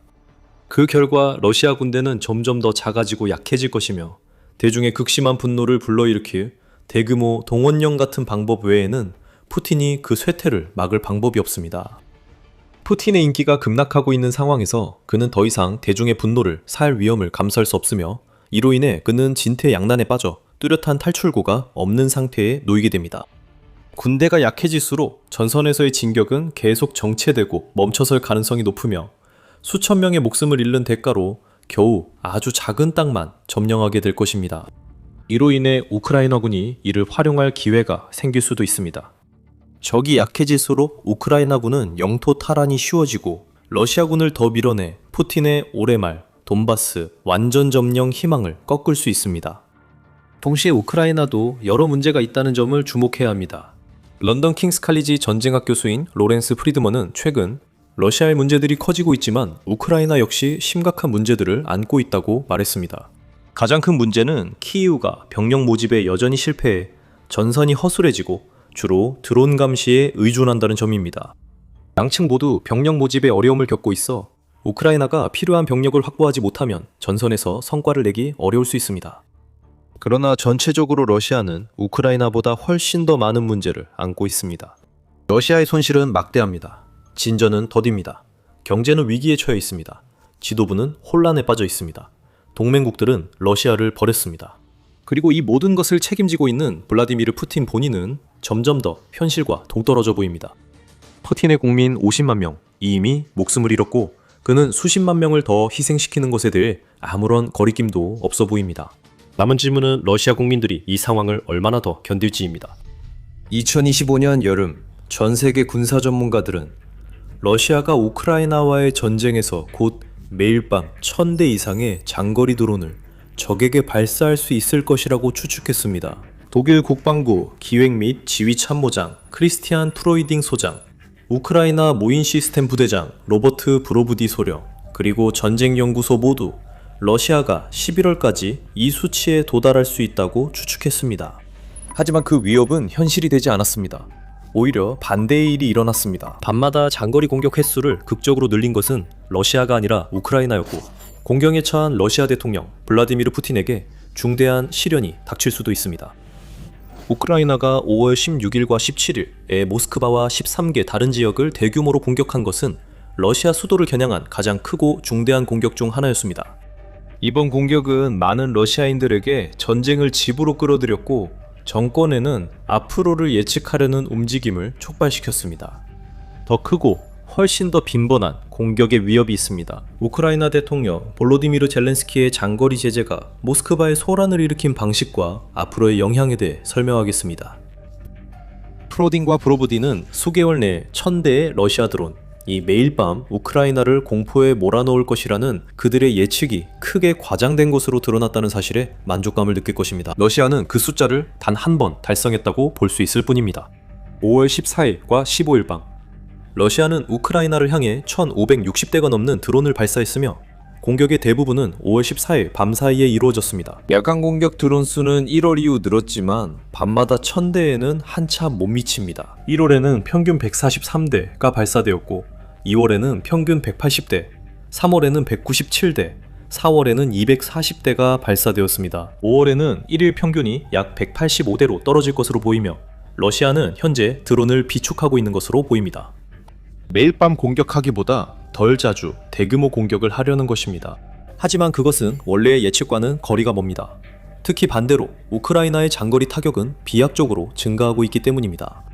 이제는 정기적인 1000대 드론 공격을 걱정하는 쪽이 우크라이나인이 아니라 러시아인입니다. 그 숫자는 아직 멀었을 수도 있지만 우크라이나가 러시아를 향해 발사하는 드론의 수와 그 반대의 경우 사이의 격차가 빠르게 줄어들고 있다는 것은 부인할 수 없습니다. 2025년 동안 우크라이나의 장거리 타격은 5배로 증가했습니다. 3월이 되자 우크라이나는 러시아의 1일 평균 타격 횟수와 맞먹는 수준에 그치지 않고 오히려 그 수를 넘어 하루 평균 230회 이상을 기록했습니다. 이제 드론 발사 수가 중요합니다. 드론이 격추돼도 귀중하고 수량도 제한된 방공미사일을 소모하게 합니다. 러시아도 우크라이나처럼 드론의 90% 이상을 격추했다고 주장합니다. 하지만 우크라이나와 달리 러시아는 여전히 주로 방공미사일을 사용해서 우크라이나의 장거리 타격 드론을 격추하고 있습니다. 그리고 조금 뒤에 보시겠지만 이런 미사일들은 쉽게 구할 수 있는 것이 아닙니다. 하지만 더 중요한 것은 격추된 드론 수보다 이 드론들이 공격할 수 있는 목표 범위와 실제로 목표에 도달해 성공적으로 타격한 드론 수입니다. 이 두 가지 측면 모두에서 우크라이나의 타격 효율성은 인상적으로 상승하고 있습니다. 우크라이나 드론이 모스크바에 자주 피해를 주고 있습니다. 이제 이 지구상에서 한 나라의 부와 권력이 수도와 그 주변에 집중되는 것은 드문 일이 아닙니다. 하지만 모스크바와 러시아는 특별한 경우입니다. 러시아 출신이자 미국 거주 작가 겸 분석가 엘비라 바길은 최근 에세이에서 모스크바가 러시아의 정치적, 감정적 중심지라고 밝혔습니다. 수년 동안 국경 지역들은 전쟁에 훨씬 더 가까이에서 살아왔습니다. 벨고로드, 쿠르스크, 브란스크 등지에서는 폭발음과 화재를 목격하고 대피했으며 전선이 심리적으로 가까워지는 것을 경험했습니다. 그녀는 그곳 사람들이 전쟁을 초삼적으로 여기지 않았다고 썼다. 하지만 러시아에서는 지역들이 국가 운영에 발언권이 없다고 그는 말합니다. 모든 권력이 모스크바에 집중됩니다. 이런 체제에서는 주변 지역의 고통이 배경 소음처럼 취급됩니다. 하지만 드론이 모스크바 상공에 도달하면 감정의 균형이 바뀝니다. 모스크바는 안전지대여야 했기 때문입니다. 이번 달 초 우크라이나의 대규모 모스크바 공격으로 그 안전지대는 더 이상 안전하지 않습니다. 이는 모스크바 시민, 러시아인, 지도부 모두에게 큰 변화를 가져옵니다. 우크라이나의 모스크바 공격이 러시아의 현 상황을 근본적으로 바꿔놓았다는 확실한 증거를 원한다면 이번 주 러시아 조종사 및 항공기 소유자연합 AOPA에서 발표한 내용을 보면 됩니다. 이 발표에 따르면 6월 초 단 며칠 만에 모스크바 항공구역 FIR 내에서 해발 16,732피트 이하의 모든 민간 항공기 비행이 전면 금지될 예정입니다. 비행 금지 구역은 벨라루스와의 국경까지 확장됩니다. 서쪽에는 상트페테르부르크 FIR, 북쪽에는 상트페테르부르크 FIR, 북동쪽에는 예카테린부르크 FIR, 동쪽과 남동쪽에는 사마라 FIR이 있습니다. 그리고 러시아 연방 남부에 설정된 임시 운용 체제까지입니다. 1년 전만 해도 대부분의 러시아인들이 상상하지 못한 결과입니다. 모스크바 상공과 러시아의 중심부 상공이 적어도 비행에 대해 무기한으로 폐쇄되었습니다. 이제 이륙과 착륙 시를 제외하면 지정된 고도 덕분에 여객기는 여전히 비행 금지 구역 상공을 안전하게 통과할 수 있습니다. 민간 여객기는 일반적으로 연료 효율성 증가, 악천후 회피, 그리고 추가적인 안전 열 공간 때문에 3만에서 4만 2천 피트 사이에 고도로 순항합니다.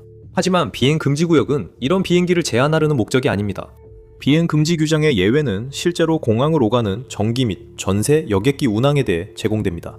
이 제한은 의료 후송, 위생 항공, 항공화학 작업, 인프라 모니터링, 그리고 정부 계약에 따른 비행에도 적용되지 않습니다.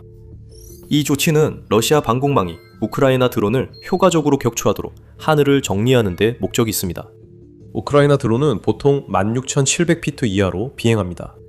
파이어포인트, FP1, FP1, RS1, 바스, 개조된 UJ, UJ22, 에어본 등 대부분의 우크라이나 장거리 타격 드론은 1600, 9800피트에서 운용되어 제한 고도보다 훨씬 낮습니다.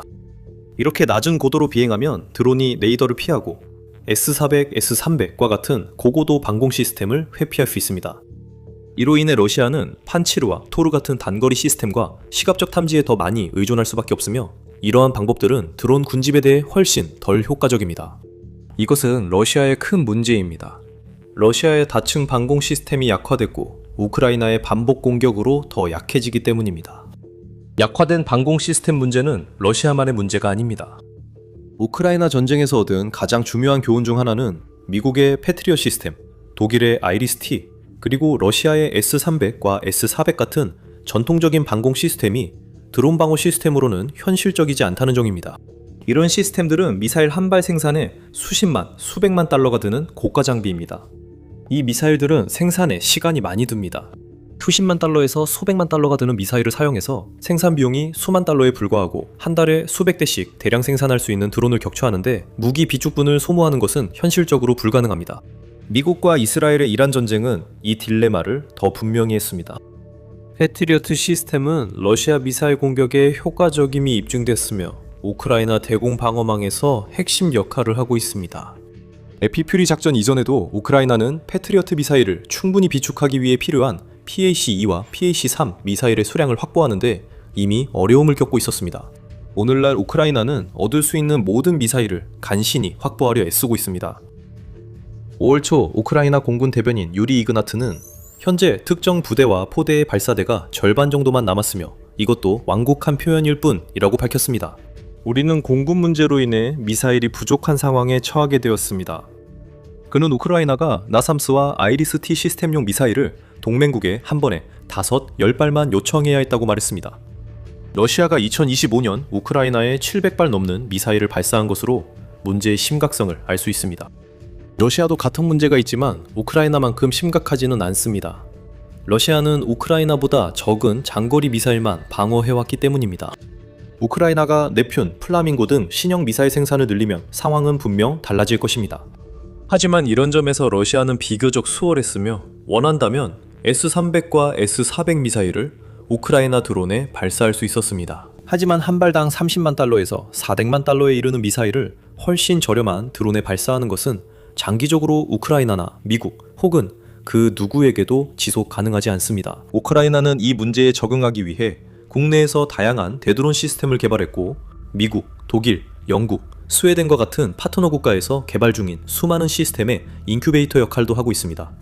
거의 매주 새로운 이동식 발사 시스템, 드론 요격 시스템, 지향성 에너지 시스템 또는 기타 혁신적인 기술이 공개되고 있습니다. 러시아는 대체 시스템 도입에 늦게 대응해 우크라이나의 공격이 강화되자 큰 대가를 치르고 있습니다. 러시아의 방공 시스템이 여전히 우크라이나 드론의 대부분을 격추하고 있을지 모르지만 점점 더 많아지는 드론의 수로 인해 방어력이 점점 약화되고 더 많은 드론이 방어망을 뚫고 들어와 핵심 인프라를 파괴하고 있습니다. 우크라이나의 최신 소식에 대한 이 심층 분석이 마음에 드시나요? 바로 이것이 저희 밀리터리 쇼에서 하는 일입니다. 매일 가장 중요한 군사 및 지정학적 이슈에 대한 업데이트와 분석을 제공합니다. 무슨 일이 일어났는지 뿐만 아니라 왜 그것이 중요한지 알고 싶으시다면 채널을 구독해주세요. 우크라이나 분석가 오보스와 인포메이션 레지스턴스는 러시아의 방공망을 분석하고 우크라이나가 모스크바의 방공망을 점점 더 성공적으로 뚫을 수 있는 4가지 주요 이유를 밝혀냈습니다. 첫째, 그들은 러시아가 세계에서 가장 포괄적인 방공망을 보유했지만 실제로는 충분하지 않다고 지적합니다. 2026년 봄 기준으로 모스크바는 2겹의 촘촘한 방공망과 더불어 도시 내부의 여러 방공 포지션, 그리고 모스크바 광역 지역의 다양한 교전 구역으로 보호받고 있습니다. 즉, 총 4겹의 방공망이 구축되어 있습니다. OS인트 분석가들에 따르면 수도와 그 주변에는 총 약 130개의 방공 포지션이 배치되어 있다고 합니다. 내부 방공망의 주축은 약 100대의 판치르 S1 방공 시스템과 소수의 토르 시스템으로 구성되어 있으며 이들은 우크라이나의 드론과 순항미사일을 요격하기 위해 특별히 배치된 것입니다. 이들은 순항미사일과 탄도미사일을 요격하기 위해 사용되는 약 25개의 S-400포대에 의해 보강되고 있습니다. 러시아도 우크라이나처럼 공군으로 드론을 격추합니다. 우크라이나는 F-16과 미라주 2000 전투기, 그리고 Mi-8, Mi-17, Mi-24, Mi-35 헬리콥터에 장착된 기관포와 미사일을 사용합니다. 러시아도 SU-35, SU-30SM, 믹-31 전투기와 KA-52, Mi-28 헬리콥터를 이용해 같은 방식으로 대응합니다. 또한 최근에는 인공지능이 탑재된 욜카 수동발사 요격 드론과 자크-30 시타델, 주바, 타이탄과 같은 새로운 첨단 대드론 시스템도 대량 생산하기 시작했습니다. 하지만 5월 16, 17일 발사된 우크라이나 드론 중 약 10%는 여전히 방어망을 뚫었습니다. 우크라이나 언론 오보스 리버타를 모스크바의 4중 방공망이 구축되고 러시아 내 최고 방어 밀도를 자랑했지만 모든 표적 요격에는 부족했다고 지적했습니다. 결국 구축된 방어망에도 불구하고 뚫고 들어갈 수 있는 충분한 틈과 취약점이 있었던 것으로 드러났습니다. 그 이유는 우크라이나 오신트 팀이 지적한 두 번째 요인, 즉 탄약이 부족해지고 있기 때문일 가능성이 높습니다. 4월 말 우크라이나군 총사령관 올렉산드르 시르스키는 러시아 생산 시설에 대한 체계적인 타격이 적의 방공 능력을 더욱 약화시키고 있으며 이미 우크라이나의 무인 시스템과 타격 자산을 막기 위한 미사일 부족을 겪고 있다고 언급했습니다. 앞서 언급했듯이 러시아가 도심 방어에 주로 사용하는 시스템은 판치르입니다. 하지만 2월에 우크라이나는 러시아의 주요 판치르 시스템 절반을 파괴했다고 발표했습니다. 러시아 군사 블로거들도 손실을 인정하는 듯합니다. 4월 초 러시아에서 가장 유명한 군사 블로거 단체 중 하나인 리바르는 스난발의 판치르 미사일을 무에서 창조해내는 것은 물리적으로 불가능하다고 썼습니다. 이는 분명히 부족 현상을 암시하는 말이었습니다. 이 채널은 러시아 방공 미사일 부대가 한계까지 몰리고 있으며 탄약을 빠른 속도로 소모하고 있다고 덧붙였습니다. 리바르는 러시아가 우크라이나처럼 기동 화력그룹과 요격드론 승무원에 중점을 두는 등 대드론 전략을 채택할 것을 제안했습니다. 요카와 다른 시스템의 도입은 러시아 군산복합체의 일부 요소들이 같은 시각을 가지고 있음을 시사합니다. 하지만 이게 너무 늦고 부족한 대응 아닐까요? 세 번째로 지적된 요소는 모즈로바르텔이 기술적 후진성이라고 부르는 것입니다. 그들은 일부 러시아 방공 시스템이 사격 통제 시스템, 유도, 레이더, 표적 포착, 추적 및 표적 파괴에 문제가 있다고 말합니다. 특히 판치르 시스템이 그렇다고 합니다. 그들은 판치르가 여러 기술적 문제로 임무를 제대로 수행하지 못하며 제재로 인해 이 문제들이 완전히 해결되지 않는다고 썼습니다. 그들은 이 가장 흔하고 기본적인 근거리 드론 대응 수단을 탑이나 건물 옥상에 배치함으로써 부분적으로 문제를 해결하려고 시도하고 있지만 이러한 조치로 인한 효율성 향상은 미미합니다. 이제 우크라이나 군사 사이트 밀리타르니에서 실시한 별도의 분석은 그 진술의 두 번째 부분을 어느 정도 반박하고 있습니다. 우크라이나의 대규모 공격 이후 모스크바 방공망에 대한 최근 분석에서 그들은 판치르가 두 가지 주요 방공 위치에 설치되어 있다고 보고합니다.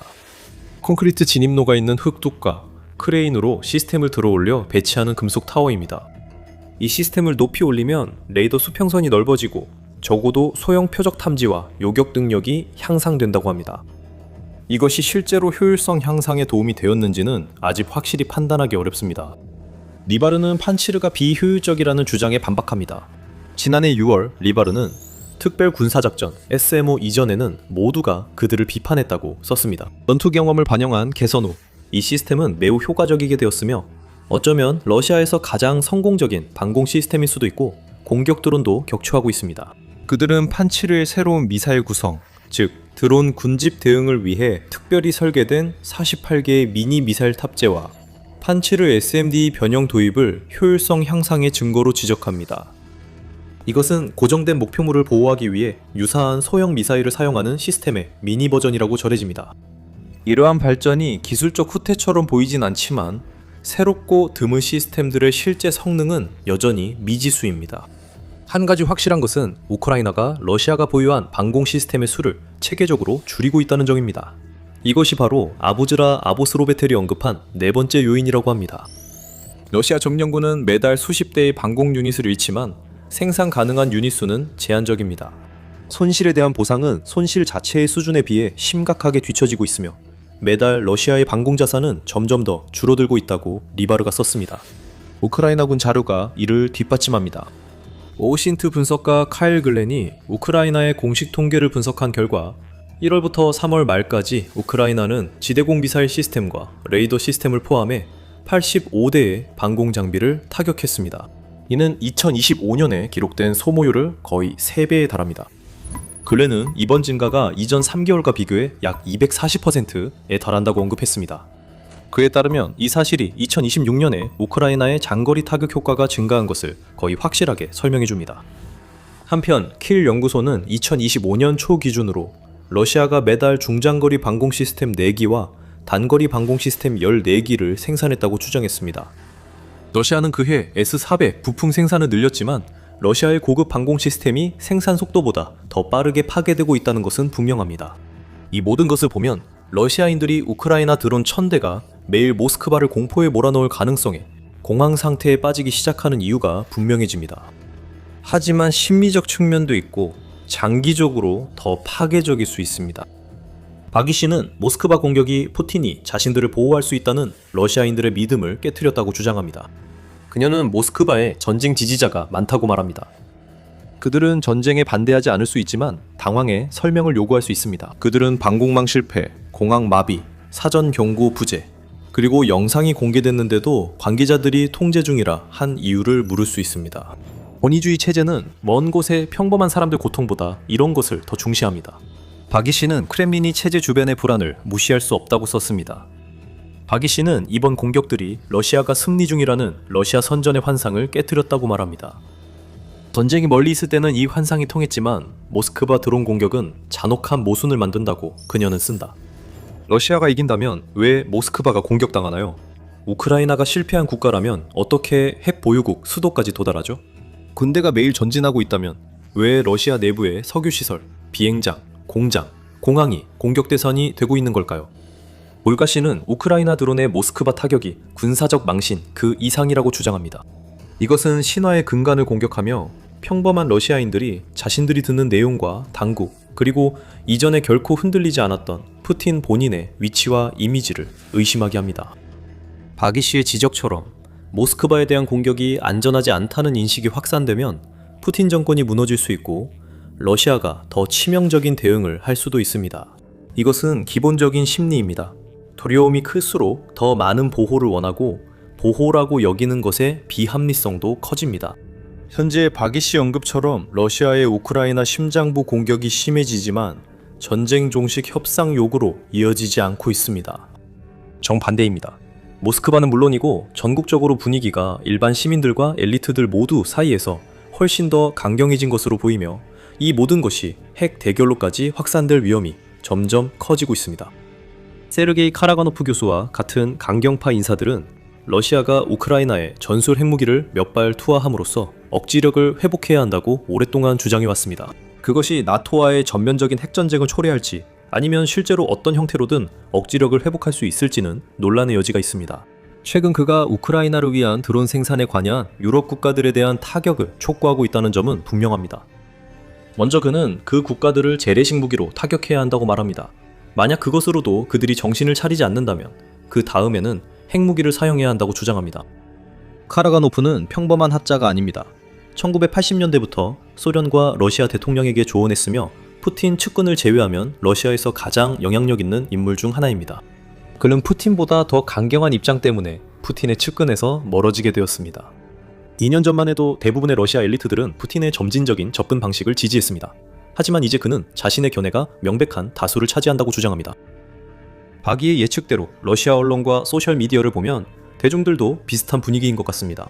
항복이 아니라 더 강하게 타격하고 교훈을 줘야 한다는 목소리가 나오고 있으며 푸틴도 이에 맞춰 대응한 것으로 보입니다. 지난주 우크라이나가 러시아가 점령한 루안스크주의 스타로베스크를 공격한 이후 러시아 측은 이 공격이 대학 기숙사를 의도적으로 겨냥해 21명의 학생이 사망하고 수십 명이 부상했다고 밝혔습니다. 러시아는 전쟁 후 가장 강력한 공습으로 키이우 등 여러 지역을 타격했으며 도시 거의 전역이 공격받았다고 합니다. 러시아 외무부는 스타로베스크 공격으로 러시아의 인내심이 바닥났으며 키이우 공습은 훨씬 더 강력한 새로운 공습의 시작에 불과하다고 경고했습니다. 러시아 외무부는 외국 대사관 직원들에게 도시 대피를, 주민에겐 행정 군사시설 회피를 권고했습니다. 이에 대해 젤렌스키는 더욱 강경한 태도를 보이며 훨씬 더 장기적인 제재를 약속했습니다.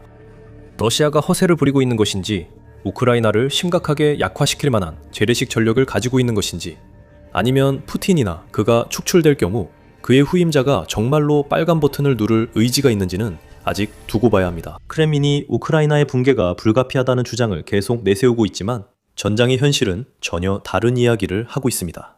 러시아는 우크라이나를 거침없이 돌파하고 있지 않습니다. 러시아는 점령하는 땅마다 큰 고통을 겪고 있습니다.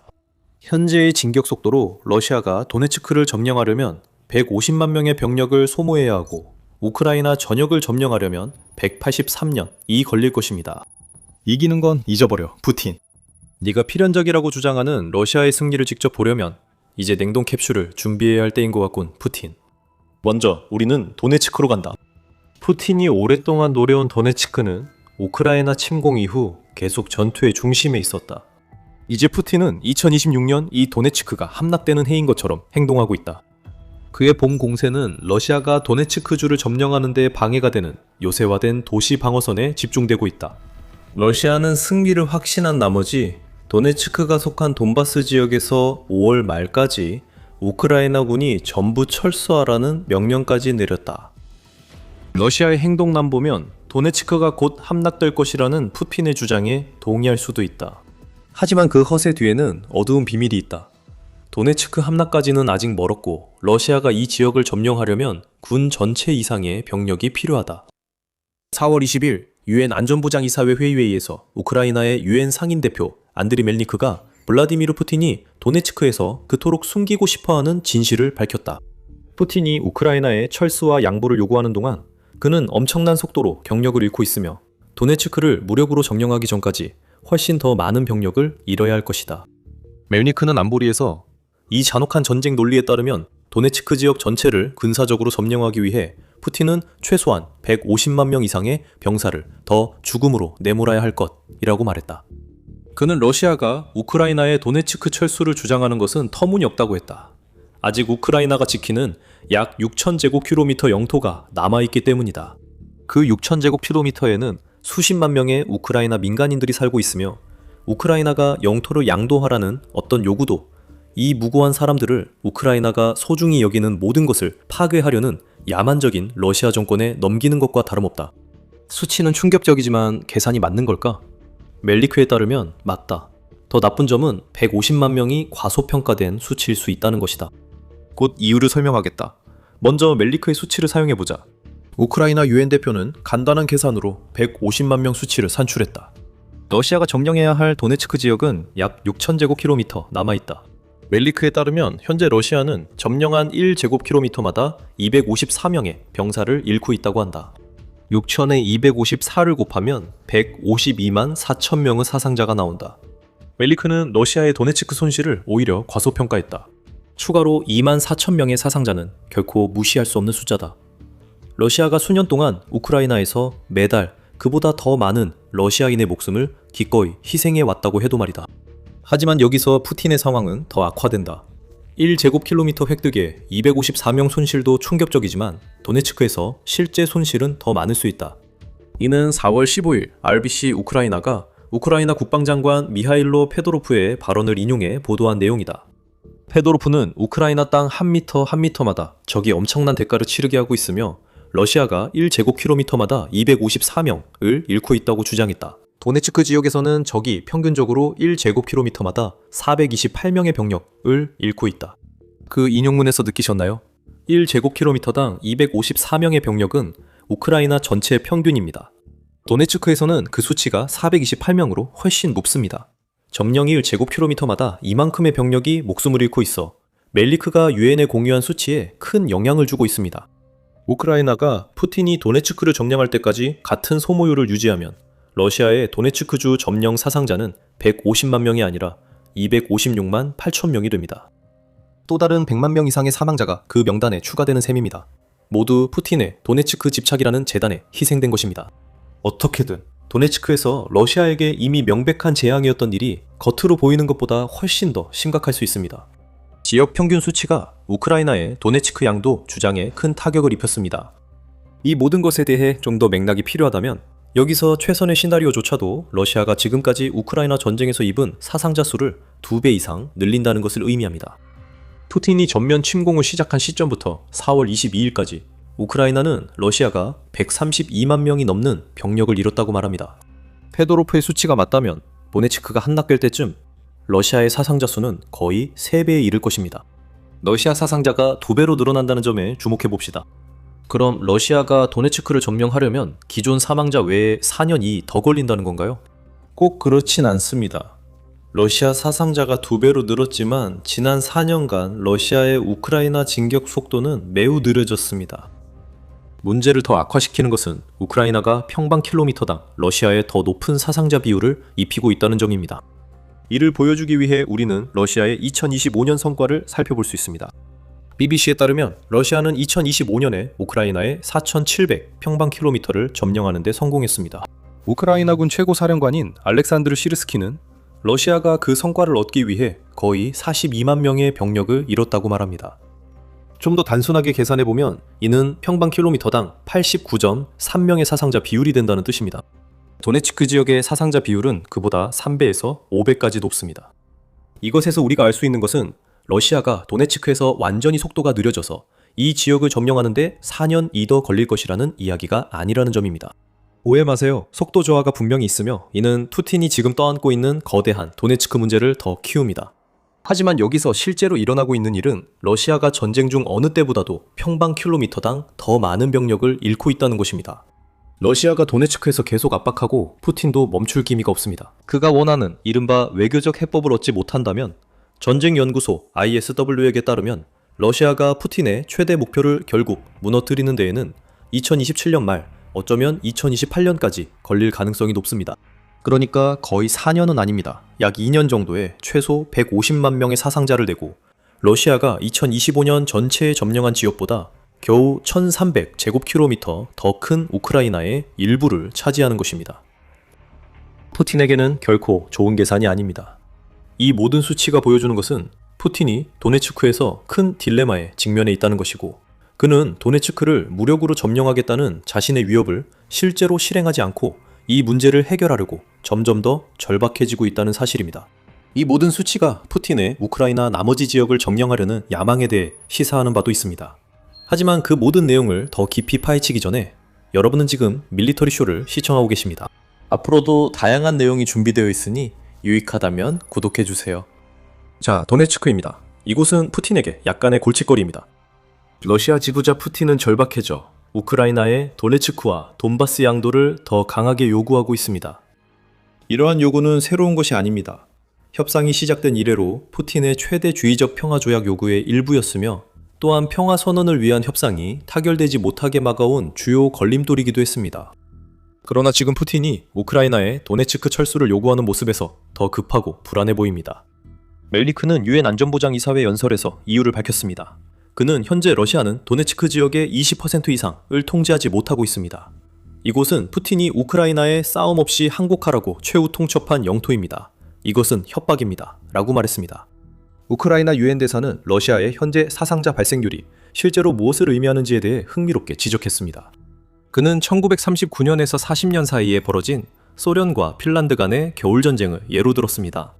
그 전쟁에서 소련은 점령한 평방킬로미터당 사상자 비율이 지금보다 약 100배 낮았지만 그 싸움조차도 소련에게는 실패였습니다. 조약을 체결한 끝에 겨우 핀란드 영토의 약 9%만을 얻었기 때문입니다. 러시아는 핀란드 전쟁 때보다 훨씬 더 많은 병력을 잃고도 더 높은 비율의 영토를 요구하고 있습니다. 뭔가 앞뒤가 맞지 않습니다. 푸틴은 러시아가 도네츠크에서 가하고 있는 압박을 외교적 합의로 이어가려 하고 있는데 이는 더 나은 조건이 없기 때문에 푸틴이 이 지역 전투에서 보여준 전략적 무능력에 비해 훨씬 더 많은 것을 얻으려는 시도입니다. 그리고 그럴 만한 큰 이유가 있습니다. 푸틴은 평화조약으로 우크라이나가 도네츠크와 돈바스 양도에 동의하지 않으면 러시아가 직접 싸워야 함을 알고 있습니다. 푸틴이 아무리 허세를 부리고 기한을 정해도 러시아가 도네츠크를 위해 싸우는 것은 원하지 않는 일입니다. 도네츠크에는 지금까지 전쟁에서 볼 수 없었던 속도로 러시아 군인들을 괴롭히고 있는 두려운 것이 있습니다. 바로 요세벨트입니다. 우크라이나에서 가장 위험한 지역이 푸틴과 도네츠크 점령 앞에 있습니다. 이 요세벨트가 현재 이 지역의 높은 사상자 수의 원인으로 입증되고 있습니다. ISW는 러시아가 요세벨트 점령 시 직면할 큰 도전을 자세히 설명합니다. 요세벨트는 H-20 콘스탄티니우카 슬로비안스크 고속도로를 따라 남북으로 약 50km에 걸쳐 방어선이 펼쳐져 있으며 전쟁 전 인구가 총 38만 명에 달하는 여러 도시들로 이루어져 있습니다. 이 도시들의 규모를 짐작할 수 있게 해줍니다. 우크라이나는 10년 넘게 이 도시들 방어력 강화에 집중해왔고 도네츠크 다른 지역에서 러시아를 저지하는 동안 이 과정을 크게 가속화했습니다. 이제 요세벨트는 어떤 군대가 용로로 점령하려 하면 큰 소모전을 유발하는 장벽이 됩니다. 이처럼 좁은 공간에 높은 인구 밀도만으로도 러시아 군인들이 경험하지 못한 도시 개발이 이루어졌음을 알 수 있습니다. 즉, 우크라이나 방어군이 러시아에 맞섰을 건물이 많다는 의미입니다. 이는 러시아군이 도네츠크 점령을 위해 확보해야 할 건물이 많다는 뜻입니다. 도시 전투는 아무리 좋은 상황에서도 느리고 위험한 작업입니다. 침공군이 서로 가까이 있는 여러 도시를 점령해야 할 때는 그 위험성이 더욱 커집니다. 여기에 우크라이나의 방어시설과 요세벨트가 고지대에 위치해 있다는 사실까지 더해집니다. 러시아가 도네츠크를 무력으로 점령하려면 말 그대로 불리한 오르막 전투를 치러야 합니다. 요세벨트는 우크라이나의 최후 항전 장소와는 다르다는 점을 명심하세요. 그 용어는 도네츠크에 적용될 수 있지만 러시아가 요세벨트에 총알바지 병력을 밀어넣는 동안 우크라이나는 그 시간을 더 서쪽 방어 강화에 활용할 수 있습니다. 설령 요세벨트가 무너져도 푸틴이 이 승리를 바탕으로 우크라이나 전역을 장악하려는 야망은 그의 병사들이 도네츠크 너머에도 같은 방어선이 있다는 걸 알게 되는 순간 좌절될 것입니다. 요세벨트가 러시아 병사들에게 계속 큰 피해를 입히고 있지만 그들은 거의 성과를 내지 못했습니다. 러시아의 주장만 들으면 이 사실을 알 수 없습니다. 러시아 참모총장 발레리 게라시모프는 4월 중순에 흥미로운 주장을 했습니다. 그는 러시아 분대가 2026년 들어 지금까지 우크라이나에서 1700제곱킬로미터 이상과 80개 거주지를 점령했다고 밝혔습니다. 3월과 4월에는 러시아가 봄 공세의 일환으로 700제곱킬로미터와 34개의 거주지를 점령했는데 이 공세는 주로 도네츠크에 집중되고 있습니다. 이 수치들은 러시아가 도네츠크와 우크라이나 다른 지역에서 어느 정도 전진하는 것처럼 보이게 하려고 만들어진 것입니다. 하지만 그 수치들이 너무 크지 않아서 지금까지 우크라이나 침공에서 러시아의 진격 속도를 근거로 즉시 무시될 정도는 아닙니다. 하지만 우리가 설계되었다고 말한 점에 주목하세요. ISW에 따르면 2026년에 점령한 우크라이나 영토가 1700제곱킬로미터가 넘는다는 것은 엄청난 과장입니다. 좀 더 냉소적으로 말하면 그것은 완전한 조작이라고 할 수 있습니다. ISW 분석에 따르면 가장 관대한 추정치조차도 러시아가 올해 초부터 점령한 영토가 715제곱킬로미터를 넘지 않는다고 주장했습니다. 실제 숫자는 더 낮을 수 있습니다.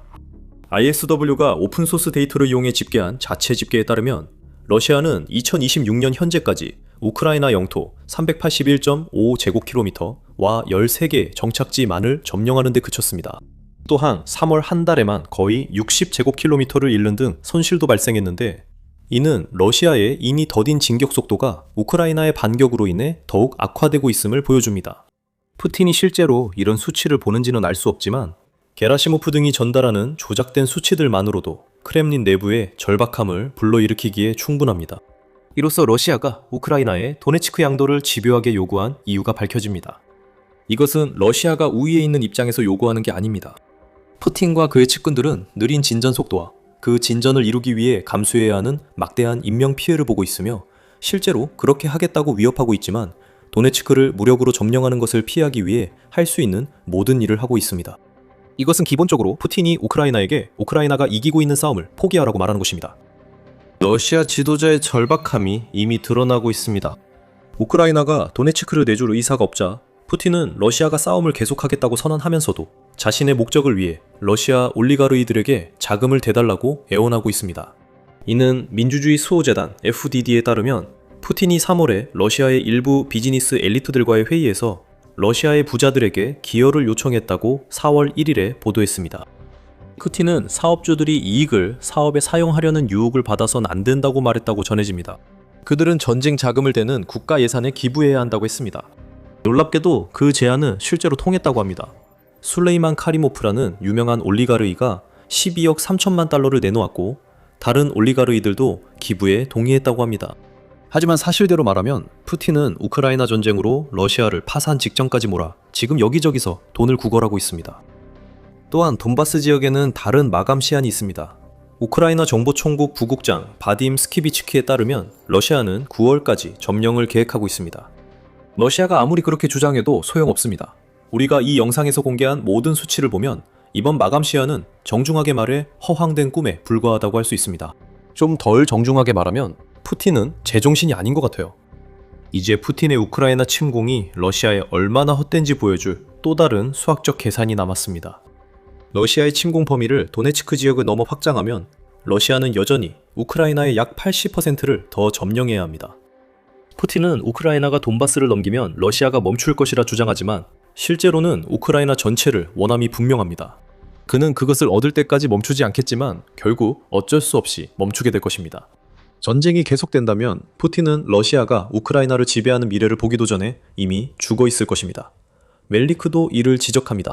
그는 러시아가 현재의 사상자 비율을 감소하면서 우크라이나 전체를 점령하려면 183년과 1억 2,200만 명이 필요하다고 말합니다. 멜리크의 사상자 수가 맞는지 직접 계산해 볼 수 있습니다. GIS 지리학에 따르면 우크라이나는 유럽에서 두 번째로 큰 나라로 60만 3,628제곱킬로미터에 걸쳐 있습니다. 3월 4일 기준으로 러시아는 그 영토의 19.4%를 점령하고 있었고, 앞서 보셨듯이 그 이후로 빠른 진전을 보이지는 못했습니다. 이를 바탕으로 러시아는 우크라이나 영토 약 11만 1,104제곱킬로미터를 점령하고 있다고 할 수 있습니다. 이 수치에는 2014년 러시아가 불법적으로 합병한 크림 반도도 포함되어 있습니다. 러시아가 점령한 영토를 우크라이나 전체 영토에서 빼면 우크라이나에는 아직 점령되지 않은 48만 6,524제곱킬로미터가 남게 됩니다. 그 수치에 254를 곱하면 러시아가 우크라이나를 완전히 점령하기 전에 1억 2,200만 명의 사상자가 발생하는 것이 아니라 123.57이 나옵니다. 이 숫자는 말이 안 됩니다. 러시아가 이런 피해를 감당 못한다는 건 너무 명확합니다.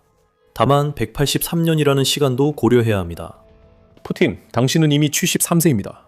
인간의 평균 수명에 대해 당신이 뭘 안다고 생각하는지는 모르겠지만 183년 후 당신이 살아있을 거라 확신하진 않습니다. 당신이 이미 살아온 인생 위에 두 번의 인생을 더 산다고 해도 지금 러시아의 진전 속도로는 여전히 우크라이나를 장악하지 못할 것입니다. 푸틴은 이길 생각은 접어야 합니다. 도네츠크가 푸틴에게 보여주는 것이 있다면 그가 아직 할 수 있을 때 러시아를 이 전쟁에서 철수시켜야 한다는 것입니다. 그가 그렇게 하지 않으면 그는 진전을 보지 못한 채 죽고 다음 사람은 푸틴의 희생욕으로 황폐해진 나라를 운영해야 할 것입니다. 참고로 우크라이나는 반격으로 영토를 되찾아 러시아 진격을 더 늦추고 있습니다. 우리가 요새지대에서 보고 있는 적극적인 방어 전략은 우크라이나 남부에서 매우 성공적이었으며 우크라이나는 엄청난 양의 영토를 해방시켰습니다. 자세한 내용은 영상에서 확인하시고 재미있게 보셨다면 군사쇼를 구독해 우크라이나 전쟁의 숨겨진 수치 분석을 더 확인해보세요. 항상 시청해주셔서 감사합니다.